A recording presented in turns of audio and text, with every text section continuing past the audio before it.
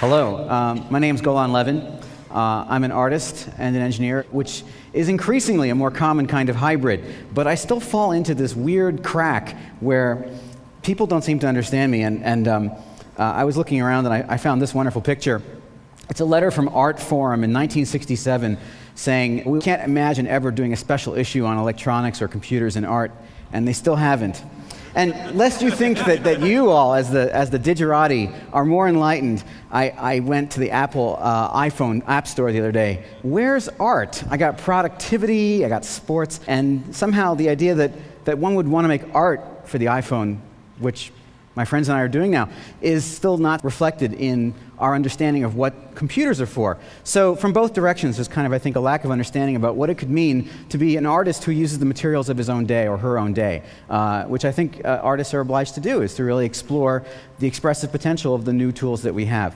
In my own case, I'm an artist, and I'm really interested in expanding the vocabulary of human action and basically empowering people through interactivity. I want people to discover themselves as actors, as creative actors, by having interactive experiences. Now, a lot of my work is about trying to get away from this. This is the photograph of the desktop of a student of mine. And when I say desktop, I don't just mean the actual desk where his mouse is worn away, the surface of the desk. If you look carefully, you can even see a hint of the Apple menu up here in the upper left, where the virtual world has literally punched through to the physical. So, this is, as Joy Mountford once said, the mouse is probably the narrowest straw you could try and suck all of human expression through. And the thing I really am trying to do is, in enabling people to have more rich kinds of interactive experiences, how can we get away from the mouse and use our full bodies as a way of exploring aesthetic experiences, not necessarily utilitarian ones? So I write software, and that's how I do it, and a lot of my experiences resemble mirrors in some way, because this is, in some sense, the first way that people discover their own potential as actors and discover their own agency, by seeing, who's that person in the mirror? Oh, it's actually me. And so, to give an example, this is a project from last year which is called the Interstitial Fragment Processor, and it allows people to explore the negative shapes that they create when they're just going about their everyday business.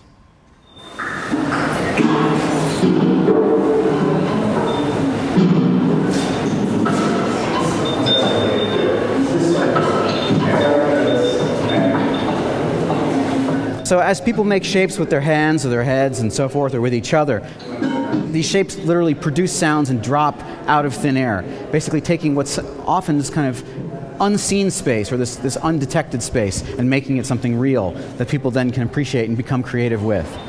So again, people discover their creative agency in this way, and their own personalities come out in totally unique ways. So, in addition to using full body input, something that I've explored now for a while has been the use of the voice, which is an immensely expressive system for us vocalizing. Song is one of our oldest ways of making ourselves heard and understood. And I came across this fantastic research by Wolfgang Kohler, the so-called father of Gestalt psychology, from 1927, who submitted to an audience like yourselves the following two shapes. And he said one of them is called Maluma, and one's called Taquita. Which is which? And anyone want to hazard a guess? Maluma's on top. Yeah, so it's, as he says here, most people answer without any hesitation. So what we're really seeing here is a phenomenon called phonesthesia, which is a kind of synesthesia that all of you have. And so whereas Dr. Oliver Sacks has talked about how perhaps 1 person in a million actually has true synesthesia, where they hear colors or taste shapes and things like this. Phonesthesia is something we can all experience to some extent. It's about mappings between different perceptual domains, like hardness, sharpness, brightness, and darkness, and the phonemes that we're able to speak with. So 70 years on, there's been some research where cognitive psychologists have actually sussed out the extent to which, L, M, and B are more associated with shapes that look like this, and P, T, and K are perhaps more associated with shapes like this. And here we suddenly begin to have a mapping between curvature that we can exploit numerically, relative mapping between curvature and shape. So it occurred to me, what happens if we could run these backwards? And thus was born this project called Remark, which was a collaboration with Zachary Lieberman and the Ars Electronica Future Lab. And this is an interactive installation which presents the fiction that speech casts visible shadows. So the idea is you step into a kind of a magic light, and as you do, you see the shadows of your own speech, and they sort of fly away out of your head. And if a computer speech recognition system is able to recognize what you're saying, then it spells it out. And if it isn't, then it produces a shape which is very phonesthetically tightly coupled to the sounds you made. So let's bring up a video of that.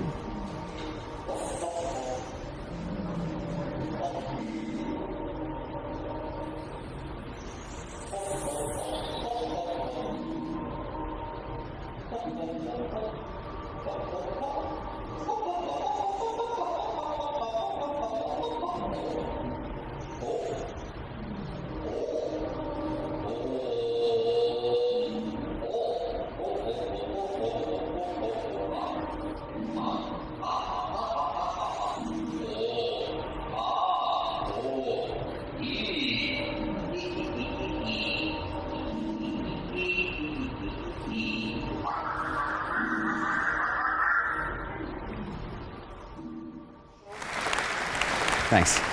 So, in this project here, I was working with the great abstract vocalist Jaap Blanc, and he's a world expert in performing the Sonata, which is a half-an-hour nonsense poem by Kurt Schwitters written in the 1920s, which is a half an hour of very highly patterned nonsense. And it's almost impossible to perform, but Jaap is one of the world experts in performing it. And in this project, we've developed a form of intelligent, real-time subtitles. So these are our live subtitles that are being produced by a computer that knows the text of the Sonata. Unfortunately, Jaap does too, very well. And it is delivering that text at the same time as Jaap is. So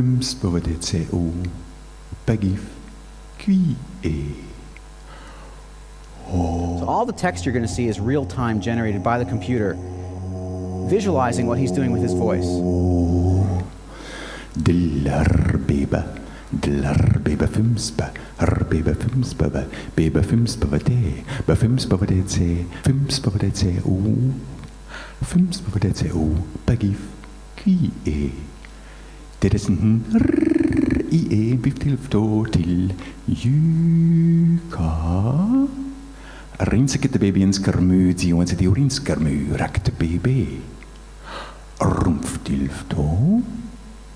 Si onze die ons kermu, die onze die orins kermu rakte baby, rakte BC. Fums bewoordet ze o CTWB fums.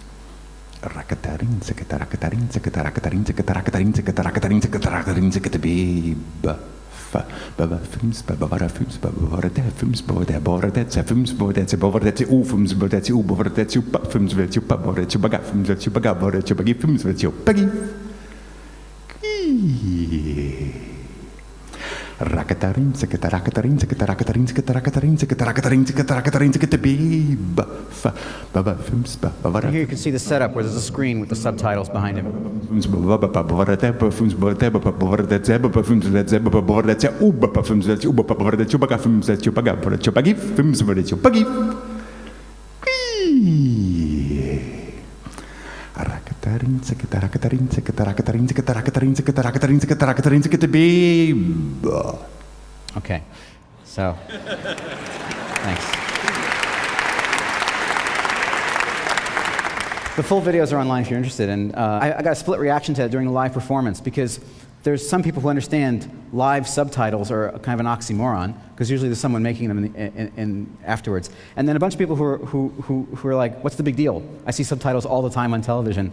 You know, they don't imagine the person in the booth typing it all. So, in addition to the full body, and in addition to the voice, another thing that I've been really interested in most recently is the use of the eyes, or the gaze, in terms of how people relate to each other. It's a really profound amount of nonverbal information that's communicated with the eyes, and it's one of the most interesting technical challenges that's very currently active in computer science, is being able to have a camera that can understand from a fairly big distance away how these little tiny balls are actually pointing in one way or another to reveal what you're interested in and where your attention is directed. So there's a lot of emotional communication that happens there. And so I've been beginning with a variety of different projects to understand how people can relate to machines with their eyes, and basically to ask the questions, what if art was aware that we were looking at it? How could it respond in a way to acknowledge or subvert the fact that we're looking at it? And what could it do if it could look back at us? And so those are the questions that are happening in the next projects. And the first one, which I'm going to show you, called iCode. It's a piece of interactive software in which, if we read this little circle, the trace left by the looking of the previous observer looks at the trace left by the looking of the previous observer. The idea is that it's an image wholly constructed from its own history of being viewed by different people in an installation. So let me just switch over, and I'm going to do the live demo. So let's run this and see if it works. Okay, and since there's lots of nice bright video, there's just a little test screen that shows that it's working. And what I'm just going to do is I'm going to hide that. And you can see here that what it's doing is it says recording my eyes. And every time I blink,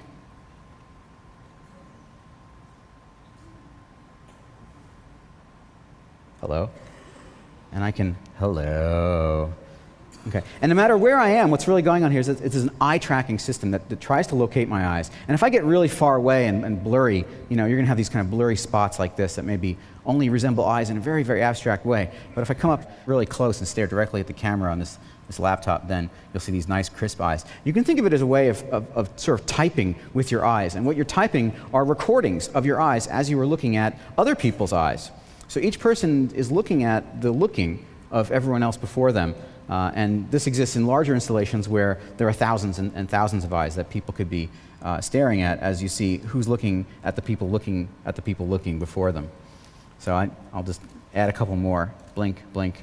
And you can see just once again how it's sort of finding my eyes and doing its best to estimate when it's blinking. All right, let's leave that. So that's this kind of recursive observation system. Thank you. The last couple pieces I'm going to show are basically in the new realm of robotics for me, new for me. It's called Opto-Isolator, and I'm going to show a video of the older version of it, which is just a minute long. Okay.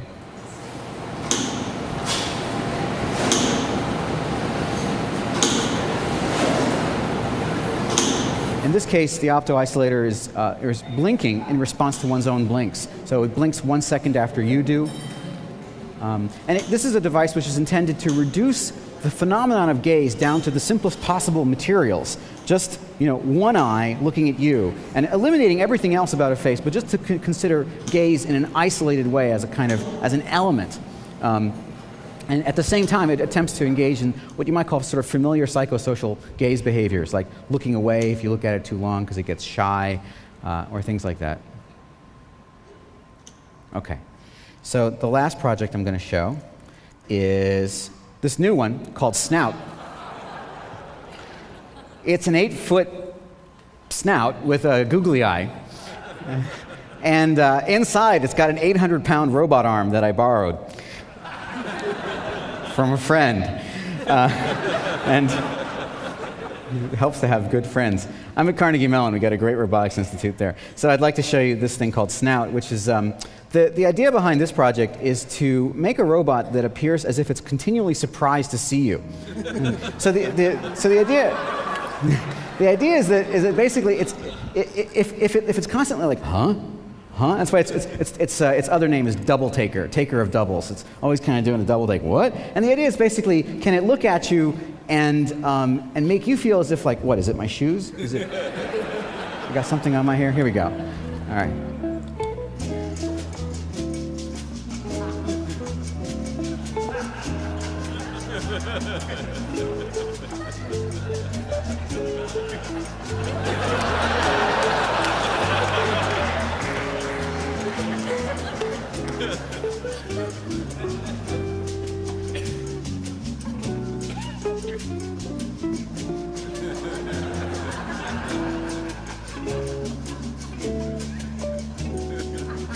Checking them out.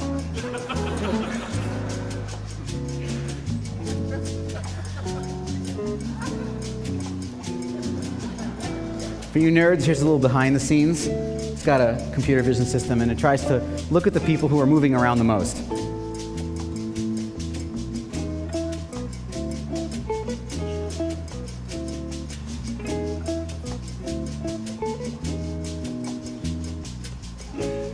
And those are its targets. Up there is the skeleton, which is actually what it's trying to do.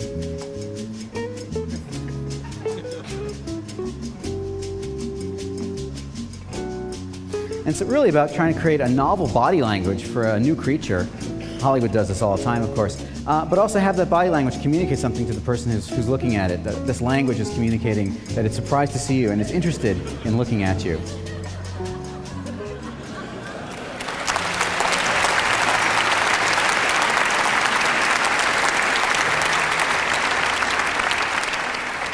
Thank you very much. That's all I've got for today, and I'm really happy to be here. And thank you so much.